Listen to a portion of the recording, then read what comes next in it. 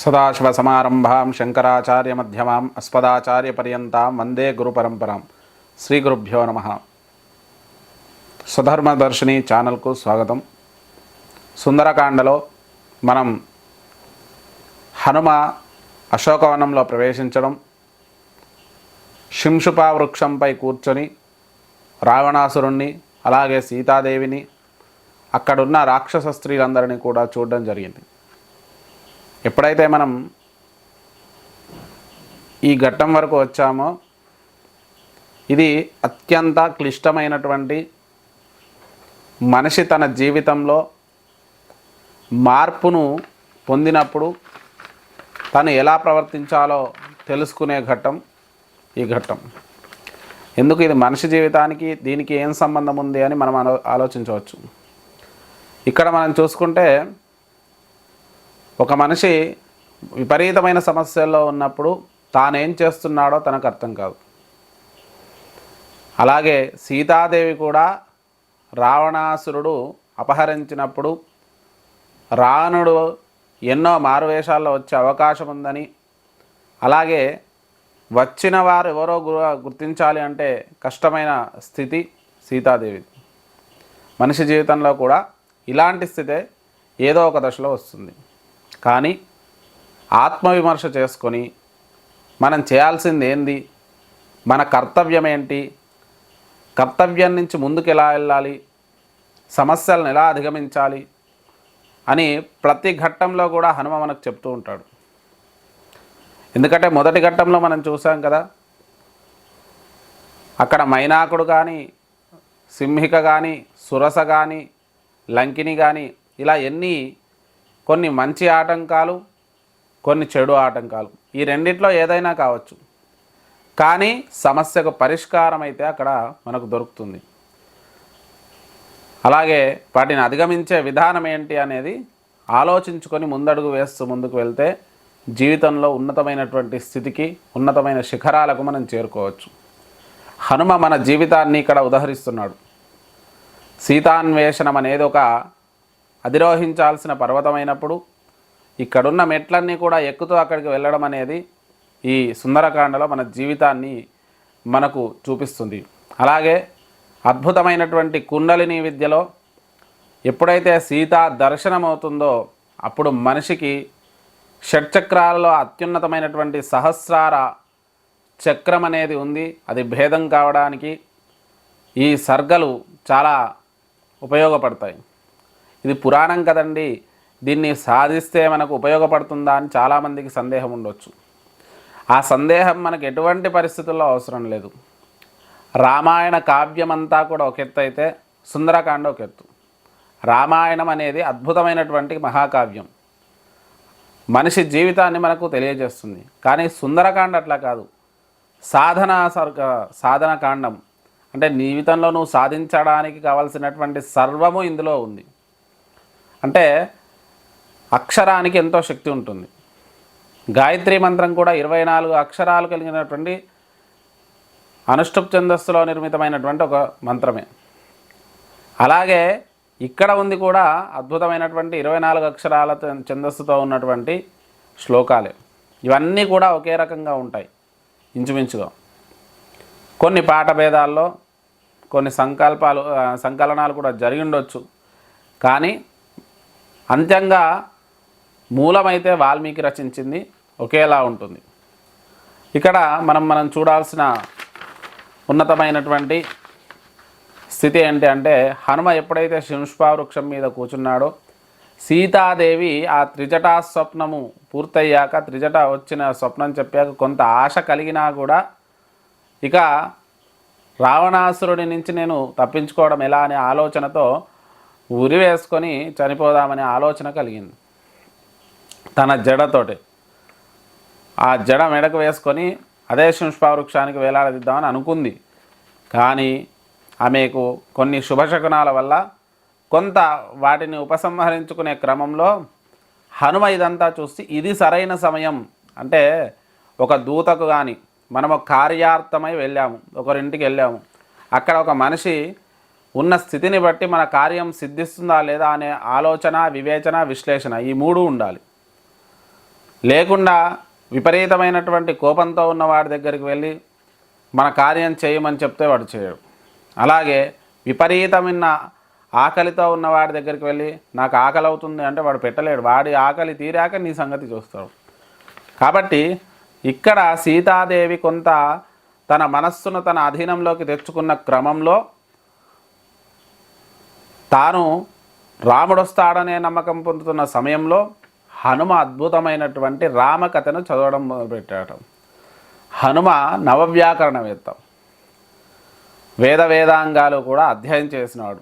సాక్షాత్తు సూర్యనారాయణుడి దగ్గరనే వేదాధ్యయనం చేశాడు అనేది మనకు పరాశర సంహిత లాంటి అద్భుతమైన గ్రంథాలు చెబుతున్నాయి. కాబట్టి హనుమ గురించి చాలా గ్రంథాలలో ఉంది.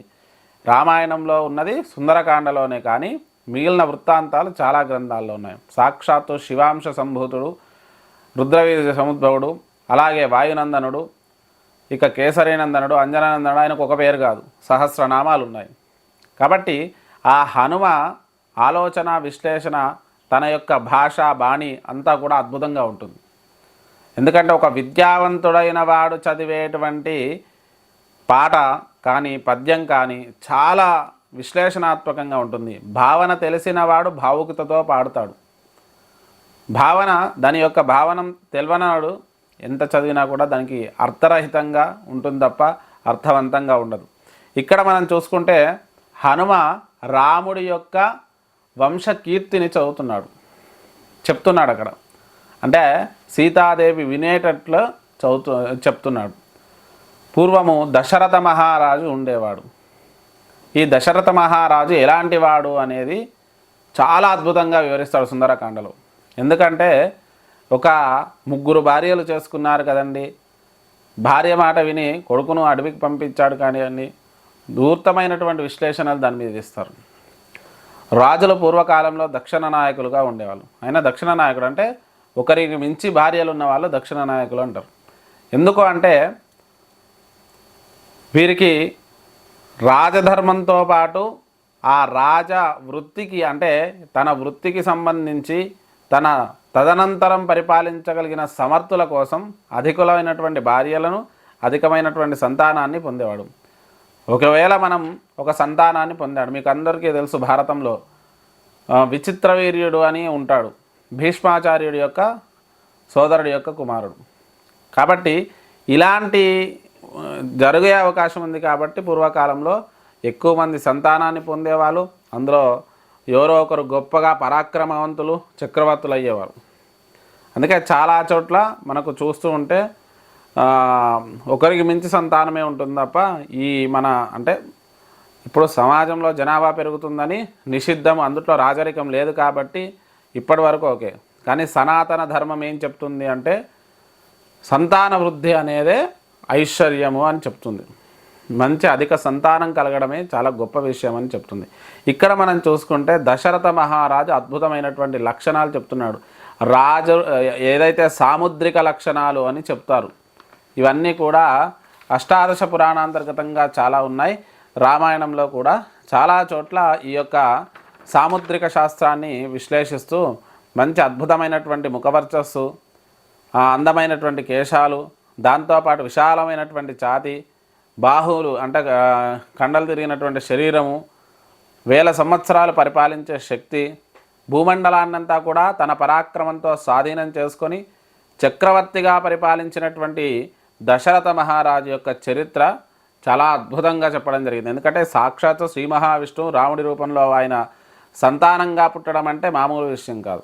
కాబట్టి అలాంటి దశరథ మహారాజు అశ్వమేధయాగం చేసి అందులో పుత్రకామేష్టి చేస్తే యజ్ఞ పాయసం వల్ల పుట్టినవాడు రామచంద్ర ప్రభు అని చెప్పేసి ఆ రామ కీర్తన అంటే రాముడి యొక్క వంశ కీర్తనం అంటే అద్భుతంగా చేస్తున్నాడు. సగరుడు, దిలీపుడు వీళ్ళందరూ కూడా ఈ వంశంలో పుట్టిన వాళ్ళే. రఘుమహారాజు, అజమహారాజు వీళ్ళందరూ చాలా అద్భుతమైనటువంటి చక్రవర్తులు. అయితే ఇక్కడ రామచంద్ర ప్రభువు వల్ల ఆ వంశం మొత్తం ఉద్ధరింపబడింది. ఇక్కడ మనం చూసుకుంటే ఎప్పుడైతే అశ్వమేధ యాగం చేసి సంతానాన్ని పొందినటువంటి దశరథ మహారాజు పుత్రవాత్సల్యంతో పుత్రుడిని చాలా అద్భుతంగా ప్రేమగా పెంచి వశిష్ఠుడైనటువంటి కులగురు వశిష్ఠుడి దగ్గర చాలా విద్యాభ్యాసాలు చేయించి అద్భుతమైనటువంటి పరాక్రమవంతుడిగా తీర్చిదిద్దిన రామచంద్ర ప్రభువుకు జనక మహారాజు కుమార్తె అయినటువంటి సీతాదేవిని వివాహం చేయగా ఆ సీతాదేవితో చిరకాలము సంతోషంగా ఉంటున్న సమయంలో పట్టాభిషిక్తుని చేద్దామని చెప్పేసి మన దశరథ మహారాజు నిర్ణయించిన సమయంలో భార్యల్లో ఒకరైనటువంటి కైకేయి మాత ఈ పట్టాభిషేకం నేను ఒప్పుకోను అని చెప్పేసి ఒక మాట్లాడడం జరిగింది. ఆమె కూడా మనకు రామాయణం అందరము చూస్తున్నాము. మందర బుద్ధి వల్ల ఆమె అలా బుద్ధి చాంచల్యం వల్ల ఇలాంటి కోరిక కోరింది అనేది మనందరికీ రామాయణ విదితమే. మళ్ళీ తెలుసుకున్నా కూడా అందులో కొత్త విషయాలు కొత్త కోణాలు మనకు అవగతమవుతుండొచ్చు. ఇక్కడ మనం ఎప్పుడైతే కోరుకుందో అప్పుడు తండ్రి మాట మీద అరణ్యానికి వెళ్ళాడు రాముడు. మరి భర్తను అనుసరిస్తూ పాతివ్రత్య ధర్మంతో సీతాదేవి వెళ్ళింది. మరి సోదరుడి మీద అభిమానంతో సోదర వాత్సల్యంతో అలాగే సోదరుడికి శుశ్రూష చేయడానికి తమ్ముడైనటువంటి లక్ష్మణుడు కూడా వెళ్ళాడు. మరి వీళ్ళు ఈ విధంగా దండకారణ్యంలో ప్రవేశించిన సందర్భంలో అక్కడ ఖరదూషణాదులను మొదలగు రాక్షసులందరినీ కూడా సంహరించిన క్రమంలో ఆ కోపంతో రావణాసురుడు ఇదే చెప్పడం జరుగుతుంది. శూర్పణఖ ముక్కు చెవులు కోసిన విషయం కంటే ముఖ్యమైన విషయం ఖరదూషణాది రాక్షసులను సంహరించినందుకే అని మనకు సుందరకాండలో అయితే చెప్పడం జరుగుతుంది. మరి వారందరిని సంహరించినందుకు ఈ శ్రీరామచంద్ర ప్రభు మీద కోపంతో ఆ రావణాసురుడు సీతాదేవిని అపహరించాడు. ఈ అపహరించిన సందర్భంలో నాకు ఏదైతే సంపాతి అనే ఒక గరత్మంతుడు అంటే గరత్మంతుడు అంటే తెలుసుగా గద్ద, ఆ రూపంలో సంపాతి అనే ఒక గద్ద నాకు ఈ విషయాన్ని చెప్పడంతో నేను సీతాన్వేషణకై మా సుగ్రీవుడి ఆజ్ఞ మేరకు మళ్ళీ సుగ్రీవుడు ఎవరు? రాముడు ఎప్పుడైతే సీతాన్వేషణ కోసమై బయలుదేరాడో గంధమాదన పర్వతం మీద ఈ యొక్క సుగ్రీవుణ్ణి కలవడానికి వెళ్ళాడు. అప్పుడు నేను ఆ సుగ్రీవుణ్ణి తీసుకొచ్చి వారిద్దరి మధ్య మైత్రి కలిపి తర్వాత వాలిని చంపి సుగ్రీవుణ్ణి పట్టాభిషిక్తుని చేశాడు. ఇదంతా జరిగాక మరి సీతాన్వేషణకై నేను బయలుదేరి ఈ యొక్క లంకా నగరాన్ని మా సుగ్రీవుడి ఆజ్ఞ మేరకు రామచంద్ర ప్రభు కోరిక మేరకు శతయోజన విస్తీర్ణమైనటువంటి లంకా నగరాన్ని దాటి ఇక్కడికి వచ్చాను. ఇదంతా చూశాను. ఇక్కడ సీతాదేవి కోసం వెతుకుతున్నాను. ఇక్కడ సీతాదేవి ఎక్కడుంది అని ఆమె సీత అని తెలిసినా కూడా ప్రత్యక్షంగా చెప్పకుండా ఈమె సీతనా అని చెప్పేసి ఆలోచిస్తూ అనడం జరిగింది. ఇంత విషయం జరిగాక అప్పుడు చాలా అద్భుతమైనటువంటి మాటలు ఇక్కడ హనుమ సీతాదేవి మధ్యలో సంభాషణ పూర్వకంగా జరుగుతాయి.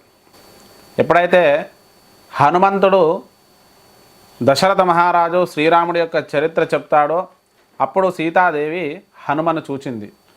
ఆ అద్భుతమైనటువంటి రామ కథనంతా కూడా విన్నటువంటి సీతాదేవి మనస్సంతా కూడా చాలా సంతోషంగా ఆమె ఇది శుభశకనం కదా అని అనుకుంటుంది. అయితే ఇదంతా స్వప్నం కదా అని అనుకున్నదట మొట్టమొదట. ఎందుకంటే స్వప్నం కదా, ఈ వానర రూపం నా కలలో కనిపించి ఇదంతా చేస్తుంది అని. ఆ వానరం అంటే ఇక్కడ మనకు శకున శాస్త్రం కూడా చెప్తుంది, కోతి కలలో రాకూడదు అని చెప్పేసి ఇక్కడ మనకు సూచన కనిపిస్తుంది. మరి కోతి ఈ వానరం నా కలలో ఎందుకు వచ్చింది, మరి రామకథను ఎందుకు కీర్తిస్తుంది, ఇదంతా ఏంది అని చెప్పేసి మాటికి కళ్ళు తుడుచుకొని ఆ వానరం వంక చూస్తుందట.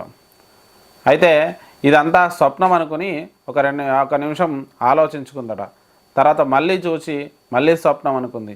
ఈ విధంగా 1-2 సార్లు స్వప్నం అనుకోవడంతో హనుమ శింషుపా వృక్షం మీద నుంచి ఆ కిందికి సీతాదేవి ముందుకు దిగి ఆ సీతాదేవికి నమస్కరించి, అమ్మా ఎవరు నువ్వు, ఎందుకు ఇక్కడున్నావు, నీ యొక్క ఉపవాస దీక్షల వల్ల శరీరం శుష్కించింది, కానీ నువ్వు సాక్షాత్తు రాకుమారి దైవకాంత వలె ఉన్నావు, యక్షలోకానికి చెందిన దానివా, లేకపోతే గంధర్వలోకానికి చెందిన వారివా, లేకపోతే దేవతాకాంతవా, ఎవరు నువ్వు అని చెప్పేసి పరిపరి విధాల ప్రశ్నించింది. అయితే నీవు నీ శరీర స్వరూపాన్ని బట్టి చూస్తే రాజకుమార్తెవై ఉన్నట్టు సూచిస్తుంది. మరి ఏ మహారాజు యొక్క కుమార్తెవు, మరి నేను వెతుకుతున్న సీతాదేవివా, ఎందుకంటే దశరథ మహారాజు కోడలైనటువంటి సీతాదేవిని రావణాసురుడు అపహరించి లంకా నగరికి తెచ్చాడు. మరి ఆ సీతాదేవివా అని చెప్పేసి పరిపరి విధాల ప్రశ్నిస్తూ ఆ సీతాదేవిని అడిగాడట. ఎప్పుడైతే సీతాదేవిని అడిగాడో ఆ సీతాదేవి హనుమను చూసి భయపడి, ఒక భయంకరమైన రూపం హనుమంతుది, అంటే ఎంత సుందర రూపమో అంత భయంకర రూపం. ఒక హనుమ యొక్క ఎలాగో మనకు వానరస్వ రూపంలో నోరు కొద్దిగా ఇదిగా ఉంటుంది కాబట్టి అక్కడ వర్ణన కూడా అలాగే చేయడం జరుగుతుంది. ఈ వానర రూపం ఎక్కడి నుంచి వచ్చింది అని చెప్పేసి భీతిల్లి స్పృహ తప్పి పడిపోయిందట. అలా స్పృహ తప్పి పడిపోయి మళ్ళీ లేచి ఇది స్వప్నమా లేకపోతే ఈ వానర రూపం ఎక్కడి నుంచి వచ్చిందని మళ్ళీ స్పృహ తప్పి పడిపోయింది. అప్పుడు లేచినప్పుడు ఆ సీతాదేవికి నమస్కరించి, అమ్మ ఎవరు నువ్వు అంటే, నేను సీతాదేవిని, నీవు చెబుతున్నటువంటి దశరథ మహారాజు కోడలిని. పూర్వము దశరథ మహారాజు జనక మహారాజు కుమార్తెనైన నన్ను తన కుమారుడికి రాముడికి వివాహం చేయగా 12 సంవత్సరాలు ప్రతి మనిషి ప్రతి రాకుమార్తె అనుభవించాల్సిన భోగభాగ్యాలన్నింటినీ నేను అనుభవించాను.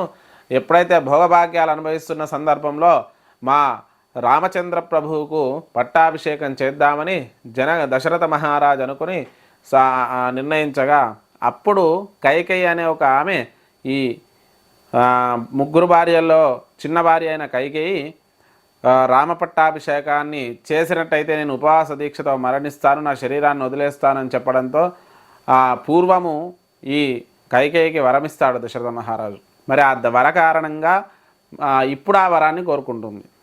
అందుకే ఆ అరణ్యవాసానికి వెళ్ళిపోవాలని కోరుకోగా దశరథ మహారాజు మూర్ఛపోయి కొంతసేపటికి తెలివి తెచ్చుకొని విలపిస్తుండగా ఆ కుమారుణ్ణి కూడా పిలిచి రాముణ్ణి ఈ విధంగా అంటాడు, నీవు మాట తప్పినా సరే నా మాటను నువ్వు లెక్కించకము, నేను ఇచ్చిన మాటకు నువ్వు బాధ్యుడివి కావు, నువ్వు రాజ్యాన్ని చేసుకో, నన్ను రాజ్యం నుంచి వెడలగొట్టు అంటాడు. కానీ తండ్రి ఇచ్చిన మాటను గౌరవించి రామచంద్ర ప్రభు అరణ్యవాసానికి వచ్చాడు. ఆయనతో పాటు నేను వచ్చాను, లక్ష్మణుడు వచ్చాడు. ఆ దండకారణ్యంలో నివసిస్తున్నప్పుడు ఈ రావణుడు నన్ను అపహరించాడు అని చెప్పేసి అక్కడి వరకు సీతాదేవి కూడా చెప్తుంది. ఇక్కడ చూడండి, మనం ఎన్నిసార్లైనా సరే కూడా సుందరకాండలో రామకథ చెబుతూనే ఉంటారు. అందుకే సుందరో రామ మనం గుర్తించాం కదా. సుందరకాండలో సుందరుడు అయిన వాడు రాముడు. మనకు రాముడు ఎక్కడండి, మనకు సుందరకాండలో కనిపించడు కదా. కానీ రామకథ అనేది ప్రతి నిమిషము ఇక్కడ ఆవర్తి జరుగుతూనే ఉంటుంది. అంటే చెప్పిన రామకథనే తరచూ మనకు వినిపిస్తూ ఉంటుంది. మళ్ళీ హనుమను చూసి ఈ విధంగా సీతాదేవి అడుగుతుంది, నాయనా నువ్వెవరివి? నువ్వు రావణాసురుడివే. రావణాసురుడు నన్ను లొంగ తీసుకోవడానికి మారు వేషంలో వచ్చిన వాడివే. నీవు వానర రూపంలో వచ్చావు. ఇలాంటి అంటే ప్రియమైనటువంటి భాషణాలతో వచ్చి నన్ను అపహరించుట ఆలోచిస్తున్నావు. నువ్వు తప్పకుండా రావణాసురుడివే అని చెప్పేసి నీకు మాత్రం నేను లొంగను, నా శరీరాన్నైనా వదిలేస్తాను, కానీ నీకు మాత్రం నేను లొంగను. ఆ రామచంద్ర ప్రభువుకు నేను రామచంద్ర ప్రభు వచ్చి తీసుకెళ్లేదాకా నీవు ఆగలేకపోతే నా శరీరాన్ని ఇప్పుడే వదిలేస్తాను అని చెప్పేసి ఆమె పరుషమైనటువంటి భావజాలంతో ఆ హనుమన్ అనగానే వెంటనే హనుమ అంజలి ఘటించాడట. అంజలి ఘటించడం అంటే మనం చూస్తుంటాం కదా, మోకాళ్ళ మీద కూర్చొని అమ్మవారికి నమస్కారం చేసుకొని, అమ్మ జగన్మాత సీతాదేవి, నేను సాక్షాత్తు రాముడు పంపిస్తే వచ్చిన బంటును తల్లి, మరి అలాంటి రామచంద్ర ప్రభు నన్ను పంపించాడు. ఎందుకు అంటే నీ కోసం వెతుకుతూ లంకానగరం బ్రహ్మాండమంతా వెతికాడు. లంకానగరంలో వెతకడానికి నన్ను పంపించాడు. మరి ఆ సుగ్రీవుడు పంపిస్తే ఇందాక చెప్పినటువంటి రామకథ అంతా కూడా నేను చెప్పాను కదా, ఆ విధంగా నన్ను సుగ్రీవుడి ఇక్కడికి పంపిస్తే వచ్చాను అని చెప్పగానే వెంటనే సీతాదేవి తన శంకను నివృత్తి చేసుకునే విధానం చూడండి. మనిషి తొందరగా నాకు కనిపించిందే నిజము అని చెప్పి ఎప్పుడూ కూడా నమ్మకూడదు. జీవితంలో మనం ముందడుగు వేస్తున్నప్పుడు ఎన్నో సమస్యలు వస్తాయి. ఆ సమస్యలు అధిగమించడానికి తన ముందుకు వచ్చిన పరిష్కారమే శాశ్వతమని నిర్ణయం తీసుకోకూడదు. నిర్ణయం తీసుకున్నావు, ఒక్కోసారి నువ్వు వేసే తప్పటడుగు వల్ల నీ జీవితం మొత్తం కూడా దిద్దుకోలేని కష్టాల్లో పడతావు. కాబట్టి నువ్వు జాగ్రత్తగా ఉండాలి. కాబట్టి ఇక్కడ కూడా సుందరకాండ అదే చెప్తుంది. ఎక్కడ నీవు తప్పుటడుగు వేస్తావో అప్పుడు నీవు దిద్దుకోవడానికి హనుమ ఉపయోగపడతాడు. హనుమ అంటే బుద్ధిర్బలం, యశోధైర్యం, నిర్భయత్వమరోగత, అజాఢ్యం, వాక్పటుత్వంచ హనుమాత్ స్మరణాత్ భవేత్ అని అద్భుతమైనటువంటి శ్లోకం ఉంది కదా. అప్పుడు సీతాదేవి అడుగుతుంది, నీవు హనుమ రాముడు పంపిస్తే వచ్చానన్నావు కదా, శ్రీరామచంద్ర ప్రభు యొక్క లక్ష్మణుడి యొక్క విశేషమైనటువంటి వారి పరాక్రమం కానీ విశేషమైనటువంటి వారి శరీర స్వరూపాన్ని కానీ నువ్వు వర్ణించుము అని చెప్పేసి ఆ హనుమను సీతాదేవి అడిగింది. అప్పుడు సీతాదేవిని చూసి హనుమారు రాముడి యొక్క అద్భుతమైనటువంటి స్వరూపాన్ని వర్ణిస్తాడు. మీకు దాని మీద ఒక ప్రత్యేకమైన వీడియో చేయాలని ఉంది. ఎందుకంటే సుందరకాండలో రాముడి వర్ణన చాలా అద్భుతంగా ఉంటుంది. ఆ హనుమ రాముణ్ణి తన మనసులో ఏ విధంగా ముద్రించుకున్నాడో సుందరకాండలో మనకు చూపించడం జరుగుతుంది. కాబట్టి క్లుప్తంగా చెప్తాను. దాని గురించి ఒక ప్రత్యేకమైనటువంటి రాముడి యొక్క విశేషమైనటువంటి స్వరూపాన్ని, విశేషమైనటువంటి అద్భుతమైనటువంటి తన రూపాన్ని కూడా ఒక ప్రత్యేక వీడియోలో నేను వర్ణించాలి అని అనుకుంటున్నాను. కాబట్టి హనుమ చెప్తున్నాడు, ఓ సీతాదేవి, ఓ జగన్మాత, సాక్షాత్తు దశరథ మహారాజు ఈ బ్రహ్మాండాన్నంతా కూడా ఏకఛత్రాధిపత్యంగా పరిపాలిస్తున్నాడు. మరి అలాంటి దశరథ మహారాజుకు 3 భార్యలు. ఎవరంటే కౌసల్య, సుమిత్ర, కైకేయి. వారికి 4 కుమారులు కలిగారు అశ్వమేధ ఫలం వల్ల. అందులో జ్యేష్ఠుడైన వాడే రాముడు. ఆ కైకేయి కోరిక మీద ఈ అరణ్యవాసానికి వచ్చాడు. ఆ అరణ్యవాసంలో సీతాదేవిని పోగొట్టుకున్నాడు కదా. మరి అలాంటి రామచంద్ర ప్రభువు ఎలా ఉన్నాడో ఒకసారి వర్ణిస్తున్నాను. ఎప్పుడైతే సుగ్రీవుడి మైత్రి కలిగి ఈ కిష్కింధలో ఉన్నాడో అప్పుడు అక్కడికి వచ్చినప్పుడు ఒక నారదోతులు కట్టుకొని, నార వస్త్రాలు కట్టుకొని వచ్చాడు. ఆ వస్త్రాలు ధరించి జటావల్కల ధారి అయి ఉన్నాడు. అంటే జడలు కట్టించుకొని ఉన్నాడు. ఎందుకంటే మన లెక్క అద్భుతమైనటువంటి నూనెలు, షాంపూలు ఆయన పెట్టుకోలేదు. అరణ్యవాసం చేస్తున్నాడు కాబట్టి జిల్లేడు పాలు పెట్టుకొని జటావల్కలాన్ని ధరించాడు ఋషులలాగా. అలాగే అద్భుతమైనటువంటి బాహువులు కలిగినటువంటి ఆయన శరీరం. మొట్టమొదట పరాక్రమం, రాజుల యొక్క పరాక్రమం బాహువులను చూసి చెప్పొచ్చు. ఎంత పరాక్రమవంతులు అనేది బాహువులను చూసి చెప్పొచ్చు. అద్భుతమైనటువంటి బాహువులతోటి మరి విశాలమైనటువంటి వక్షస్థలం అట. ఈ వక్షస్థలం ఏదైతే ఉందో చాలా విశాలంగా ఉందట. అలాంటి విశాలమైన వక్షస్థలం మీద ఆయన యుద్ధాలు చేసినటువంటి చిహ్నాలు కూడా కనిపిస్తున్నాయి. అంత చిన్నతనంలోనే పరాక్రమంతో ఎన్నో యుద్ధాలు చేసి ఎంతోమంది రాక్షసులను సంహరించాడు. ఖరదూషణాది 14,000 మంది రాక్షసులను సంహరించాడు జనస్థానంలో. ఇక అలాగే దీర్ఘమైనటువంటి వేర్లు, అలాగే అద్భుతమైనటువంటి నీలమేఘశ్యామమైనటువంటి అద్భుత సౌందర్య స్వరూపం రాముడి యొక్క ముఖవర్చస్సు గురించి చెప్తున్నాడు. కమలముల వంటి కన్నులు, ఆడవాళ్ళకే కాదు రాముడికి కూడా ఇక్కడ సుందరకాండలో చెప్పడం జరిగింది. ఎందుకంటే రాముడు పుంసాం మోహన రూపాయ పుణ్యశ్లోకాయ మంగళమని ఒక శ్లోకం ఉంది కదా. పురుషులకు కూడా మోహం కలిగించేటువంటి స్వరూపము ఆ రామచంద్ర ప్రభువుది. కాబట్టి మంచి ఏదైతే తామర రేకుల వంటి కన్నులట, అలాగే కోటేరు ముక్కు అంటే సరైన కొలతలతో ఉన్నటువంటి ముక్కు, ఇక దాంతోపాటు ఎర్రటి పెదవులు, చాలా అద్భుతమైనటువంటి రూపం, జటావల్కల ద్వారా ఇదంతా కూడా చెబుతూ ఉంటే ఆ యొక్క తన్మయత్వంలో సీతాదేవి వింటుందట. మరి అలాంటి రామచంద్ర ప్రభువుకు తమ్ముడైనటువంటి లక్ష్మణుడు కూడా అత్యంత పరాక్రమవంతుడు, విశేషమైనటువంటి ఆజానుబాహుడు. రాక్షసులు, శత్రువులు ఎవరైనా సరే మట్టి కరిపించగల మహావీరులు వాళ్ళిద్దరు అని చెప్పేసి అలాగే ఆమె యొక్క సంపూర్ణమైనటువంటి వర్ణన అనేది చెప్పడం జరుగుతుంది. ఆయన ఎలాంటి స్వరూపము అని చెప్పి తర్వాత ఆ సీతాదేవిని వెతుక్కుంటూ వచ్చి కిష్కింధ దగ్గర గంధమాదన పర్వతం పైన ఎప్పుడైతే మన సుగ్రీవుడి దగ్గరికి వస్తాడో ఆ సుగ్రీవుడు ఆ శిఖరం పైకి వెళ్ళగానే నేనే వెళ్ళి వారిద్దరిని విచారించగా ఈ విషయమంతా చెప్పారు. అలాగే ఇక్కడ మనం జరుగుతున్న విషయం ఏంటి అంటే మరి సీతాదేవి హనుమని ఎలా గుర్తుపెట్టాలి. కాబట్టి ఎప్పుడైతే సుగ్రీవుడి దగ్గరికి వచ్చాడో సుగ్రీవుడు తన యొక్క కష్టాలన్నీ కూడా చెప్పాడట రామచంద్ర ప్రభువుకు. రాముడు కూడా తన యొక్క సమస్యలు చెప్పాడు. అంటే మైత్రి అనేది అక్కడ కలుగుతుంది. పరస్పరమైనటువంటి సమస్యల పరిష్కారం వల్ల కలిగిన మైత్రి వాళ్ళది. ఆ మైత్రి శాశ్వతంగా ఉండడానికి రామచంద్ర ప్రభువు ఒక సోదరుడిగా, ఒక స్నేహితుడిగా, ఒక తండ్రిగా, ఒక కొడుకుగా, ఒక భర్తగా అన్ని రకాలుగా సంపూర్ణమైనటువంటి పాత్రాపోషణ చేసినటువంటి పాత్రాపోషణ అని కూడా ఉంది. సంపూర్ణమైన మనిషి ఎలా ఉండాలో చూపించేదే రామ యొక్క తత్వము. ఇక్కడ సుగ్రీవుడు తమ అన్న అయినటువంటి వాలి రాజ్యాన్ని రాజ్యంలో అధిష్ఠించడమే కాకుండా రాజ్యం నుంచి వెడలగొట్టాడు సుగ్రీవుని. తర్వాత తన భార్య అయిన రుమను ఉంచుకొని తన దగ్గరే ఉంచుకొని బయటకు పంపించేసిన సుగ్రీవుడు ఈ విషయం అంతా కూడా చెప్పగానే వెంటనే నేను సంహరిస్తానని ఆ వాలిని సంహరించాడు. ఆ తర్వాత సుగ్రీవుణ్ణి పట్టాభిషిక్తుని చేశాడు. ఆ సుగ్రీవుడి ఆజ్ఞ మేరకు నేను దూతగా వచ్చానమ్మా అని చెప్పేసి ఆ జగన్మాత సీతాదేవికి తన వృత్తాంతమంతా కూడా హనుమ అద్భుతమైనటువంటి విశ్లేషణ వివరణాత్మకంగా చెప్పడం జరిగింది.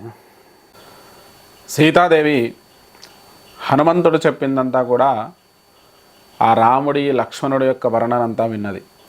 విన్నాక మరి ఈయన దూతనే అని ఒక ఆలోచనకు వచ్చినా కూడా పూర్తిగా నమ్మడానికి వీలు లేకుండా ఇంకా సంశయంగానే ఉంది.